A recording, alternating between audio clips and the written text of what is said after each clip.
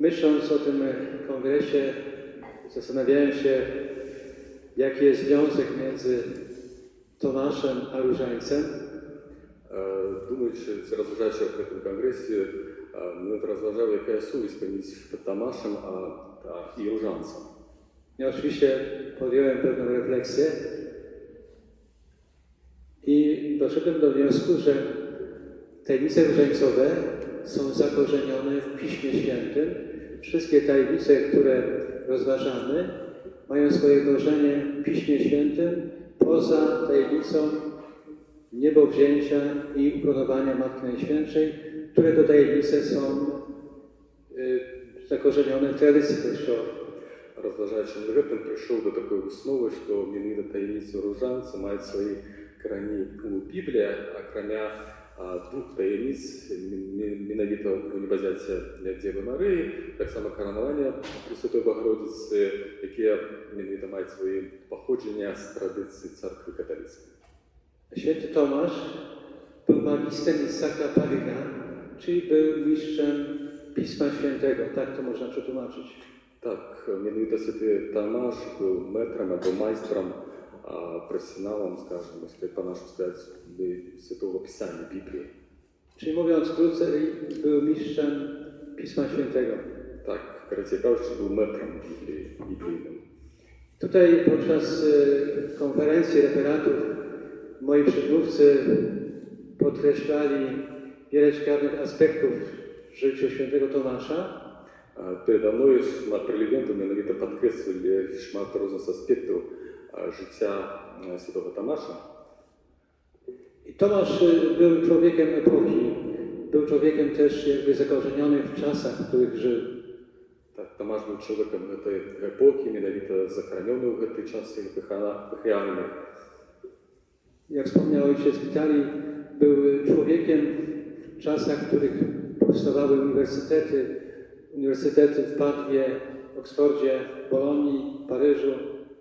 Как минуты я вспоминал, в tym czasie był Tomasz, kiedy pojawiali się uniwersytety w Bolonii, Paryżu, Oksfordzie. Też żył w czasie, w którym powstały dwa wielkie zakony żebracze, Franciszkanie i Dominikanie. Minowito ті часи, kiedy pojawiły się dwa wielkie ordeny, minowito Franciszkanie i Dominikanie. Ale był też człowiekiem, który żył w czasach, w których Biblia była bardzo ważnym tekstem. Ale tak samo żył w tej czasy, kiedy Biblia była wielmi ważnym tekstem, wielmi ważną knigą. Z Biblii ludzie uczyli się odczytywać prawdę o Panu Bogu.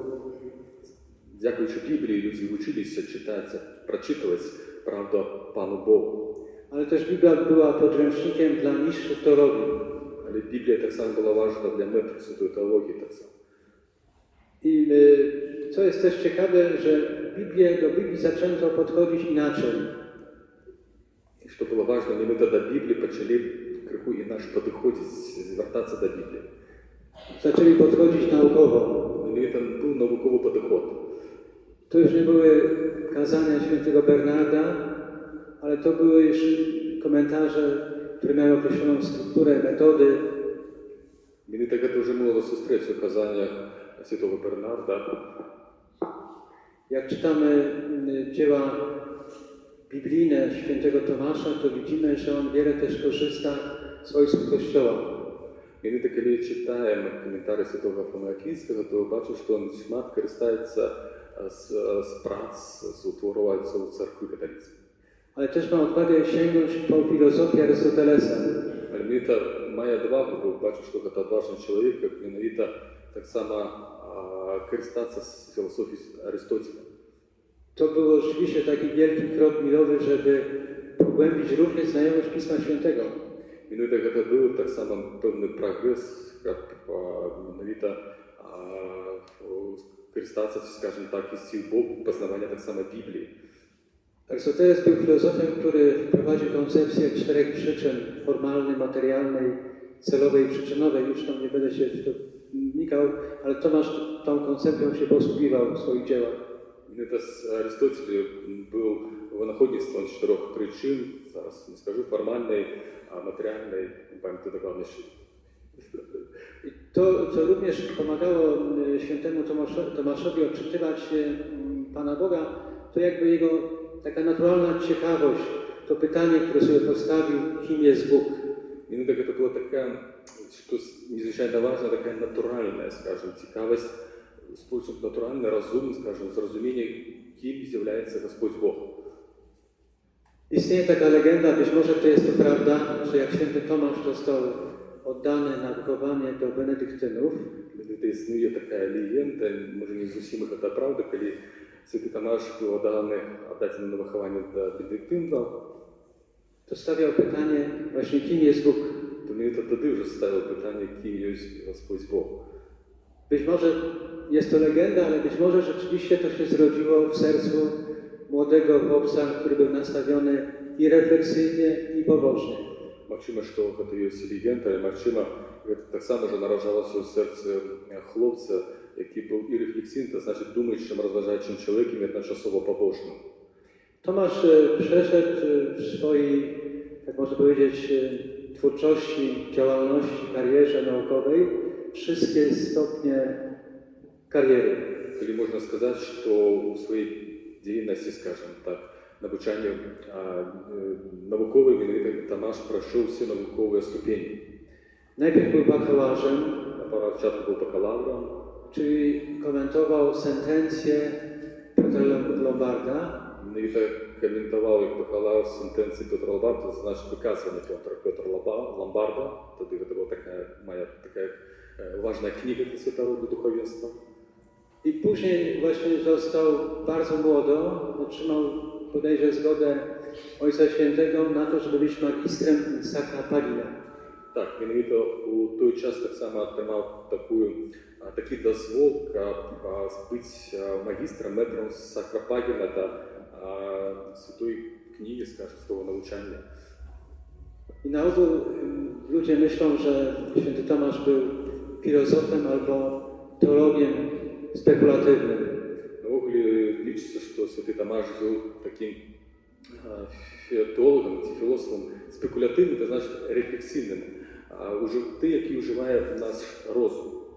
On po prostu brał Pismo Święte, miał przed sobą słuchaczy i komentował poszczególne księgi.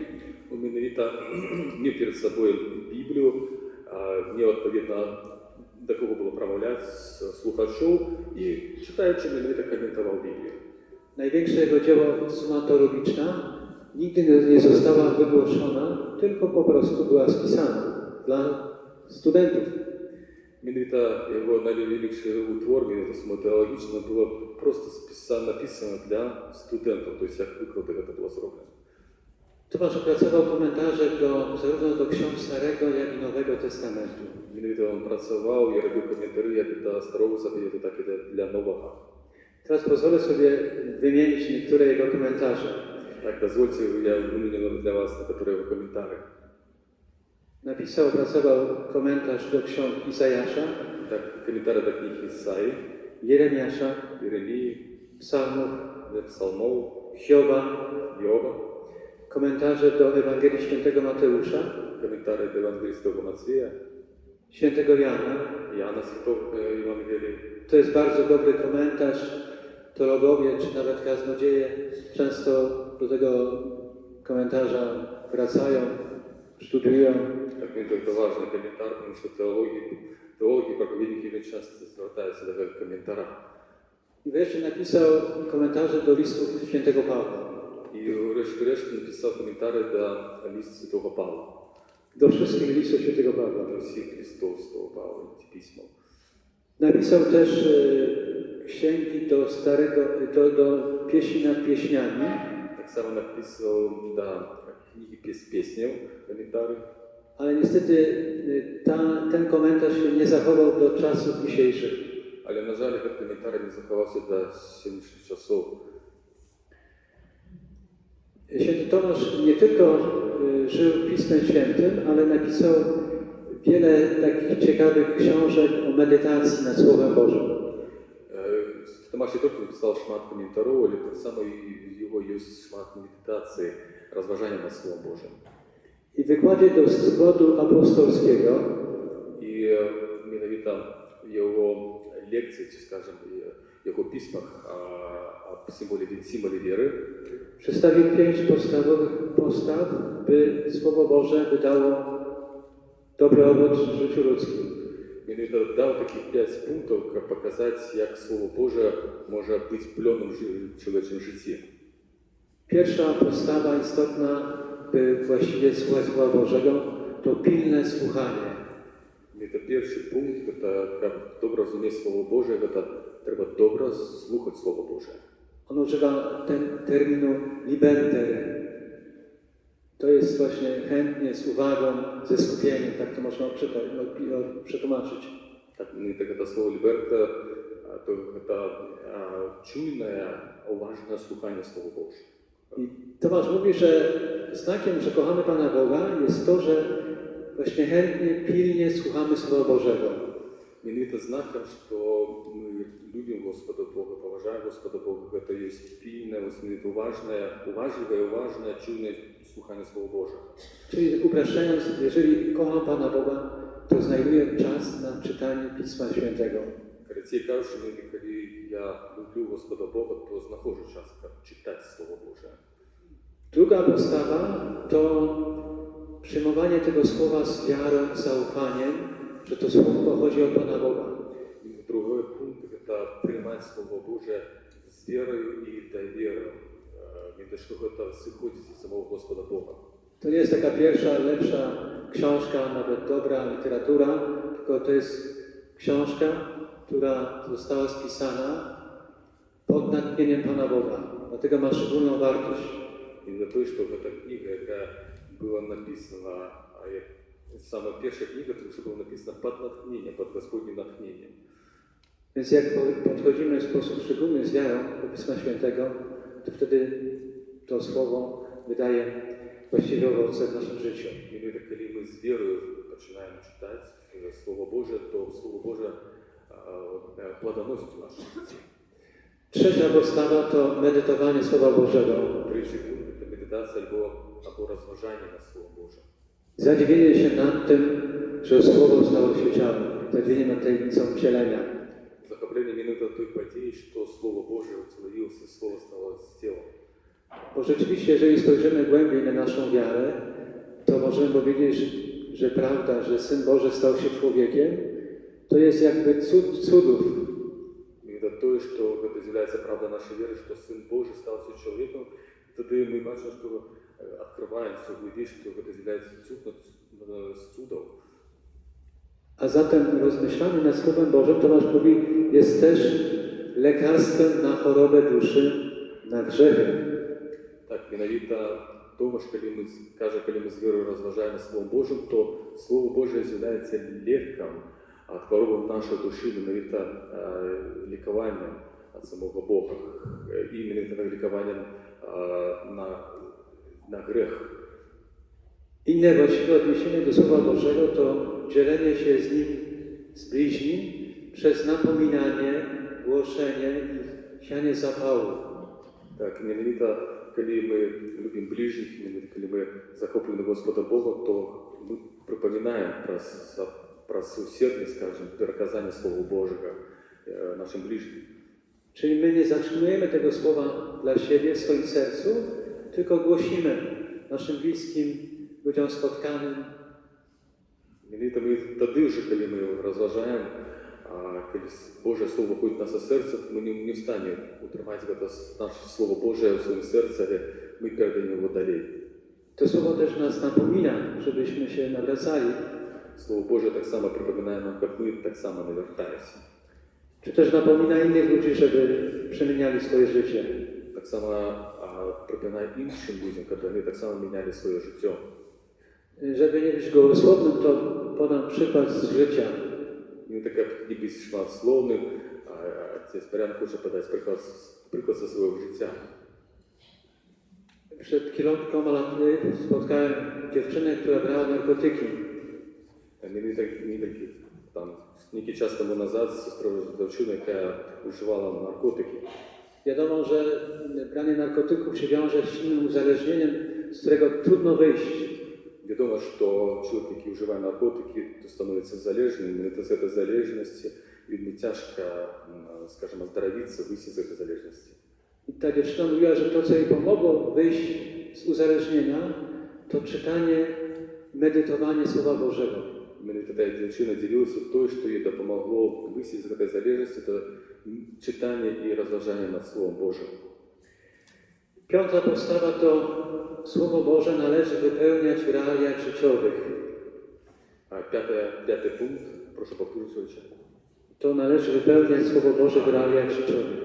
Именно это пятый пункт, это здольность желание виконувати Слово Боже, скажем, оживлять Слово Боже в реальному житті.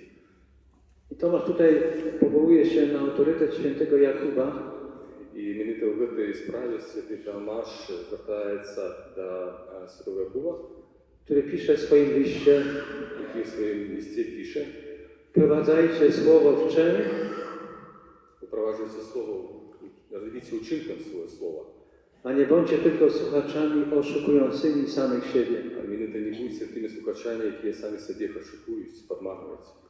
I teraz Tomasz konkluduje Іменно тільки святий Томаш робить основу. i mówi, że te 5 postaw wobec Słowa Bożego zachowywała i realizowała Matka Najświętsza. Він так каже, що підсумовує на кінці, що менавіта гэтых 5 пунктів, які він написав, звертається до Матері Божої, що Матір Божа заховувала їх у своїм серці.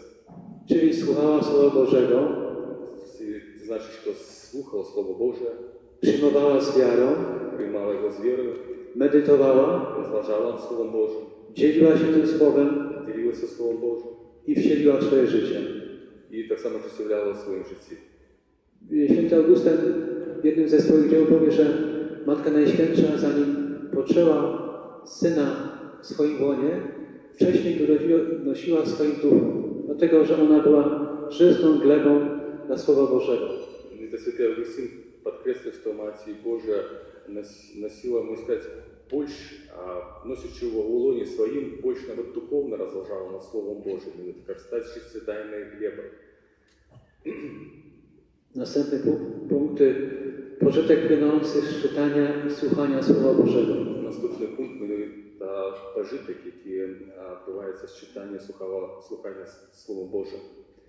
Święty Tomasz odwołuje się do autorytetu świętego Augustyna, do dzieła De Doctrina Christiana. Він святий Августин тут звертається до утвору святого Августина «Доктрина християне», християнським навчанням. W swoim niewielkim dziełku zatytułowanym Principium Biblicum Він у своєму невеличкому утворі так само, я ще раз повторю. Principium Biblicum Да, біблійні принципи. opisał zadania i funkcje Biblii. Він написав задання функціональної Біблії. I stwierdził po pierwsze, że Słowo Boże poucza, oświeca. Це перший пункт, що Слово Боже навчає нас і освічає. Po drugie, zachwyca i wzrusza. Він це захопляє другий пункт і нас порушає. Pobudza leniwych, opieszałych. Він це побуджає лінивих людей і, как бы слово сказать, российско заторможенных. Духовно заторможенных. Poucza o wiecznej prawdzie i wiecznej prawdzie. Nauczaje nas wiecznej prawdzie, to znaczy wiecznej prawdzie. I Tomasz tutaj jakby mówi o credenda, czyli o tym, co należy wierzyć. Він получає тут у що треба вірити. I tutaj szczególnie zalicza 2 prawdy podstawowe. Tu minutko zaliczaється pierwsza fundamentalna prawda. Pierwsza prawda, która na przykład nas odróżnia od Żydów czy muzułmanów, to prawda o Trójcy Świętej. Это первая правда, яка нас отрізняє від юдаїстів, євреїв і мусульманів, це правда Святої Троїці. My wierzymy, że Bóg jest w 3 osobach, Ми віримо, що Господь Бог в 3 особах, ale jest jeden. але один. I druga prawda to prawda właśnie o tym, że Syn Boży stał się człowiekiem. Другая правда – это усиловление Господа, правда в Сыне Божьем. Ta prawda rzeczywiście nas zadziwia, że jak to Syn Boży, który mieszkał w światłości niedostępnej, który nas całkowicie przekracza, stał się jednym z nas. Эта правда сапраўды нас захапляе, ураживая, як это мовчимо, что другая особа Тройці Святої, яка живе у святості, яка недоступна для чоловічого розуму, став одним з нас. I drugi wymiar prawdy Tomasz ją nazywa jako agenda. Drugie wymierzenie prawdy Tomasz nazywa to wymierzenie agenda. Agenda to znaczy, co należy czynić, aby osiągnąć życie wieczne. Мені так это коротко скажем, перекладається, розуміється, що треба робити, щоб осягнути вічне життя.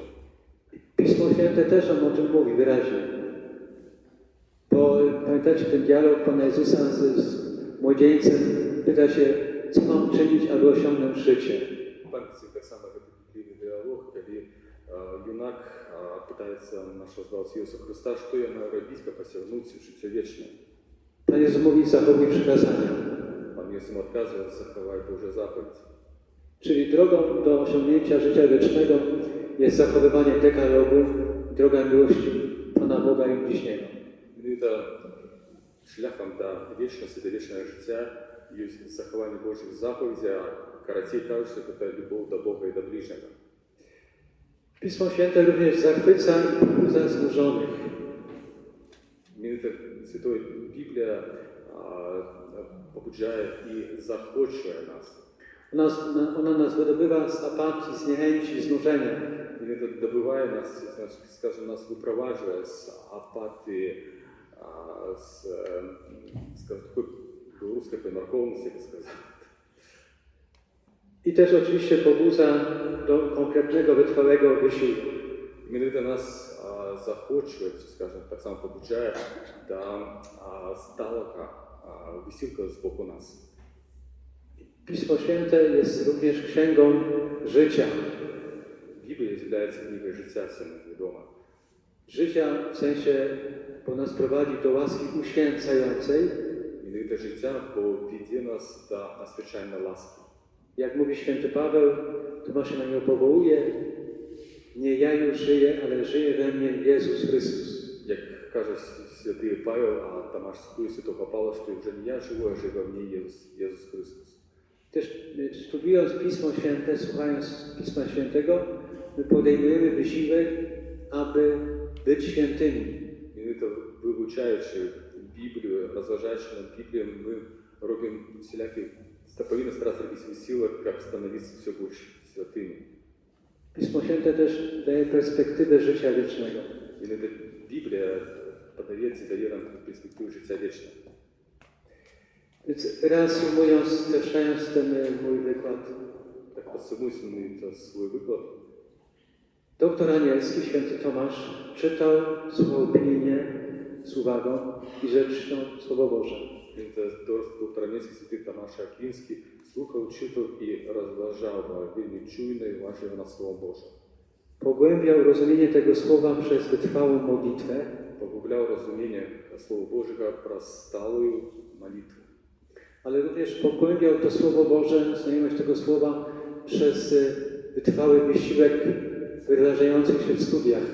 Він так поглибляв так само Слово Боже про сталий систематичний висілок на штудування на Слово Боже. To słowo głosi podczas wykładów i na ambonie. Слово Боже проповідував podczas swoich wykładów tak samo na ambonie. Wierzył, że przez słowa Pisma Świętego przemawia sam Chrystus. Wierzę, że про Слово Боже промовляє сам Збавця Ісус Христос. I pozwolę sobie przytoczyć taki fragment z komentarza do składu apostolskiego. Дозвольте przypomnieć taki fragment symbolu wiery. Tomasz mówi, że istnieje pewne podobieństwo między Słowem Bożym, które jest Synem Bożym, Mianowicie jest pełne podobieństwo między Słowem Bożym, jakie jest Synem Bożym. A słowami zawartymi w Ewangelii, w Piśmie Świętym. A słowami, jakie znajdują się w Ewangelii, w Biblii. Bo zarówno Chrystus, jak i Słowo Boże, Pismo Święte nam przekazują i prawdę, i miłość. Mianowicie jak Słowo Boże, tak i Chrystus передают nam bardzo ważną prawdę i любов. Zatem święty Tomasz żył Ewangelią w swoim życiu i twórczości, działalności naukowej. Именно святый Тома жил Евангелией, Словом Божьим Евангелии в своей творчости, в своей праcy. Czyli był jednym słowem i uczniem, i mistrzem Słowa Bożego. Miał się tym Słowem dzielić, ale też był świętym, bo to Słowo Boże oczywiście zrealizował w sposób heroiczny w swoim życiu, skoro Kościół stwierdził, że zasługuje być wyniesiony na ołtarze. Він це було одночасово, ми бачимо, що і учнем, і метром Слова Божого, і він це був про свої заслуги винесені на алтарі, значить канонізований за свої заслуги над розважанням і коментуванням Слова Божого і правди Божої. Dziękuję bardzo.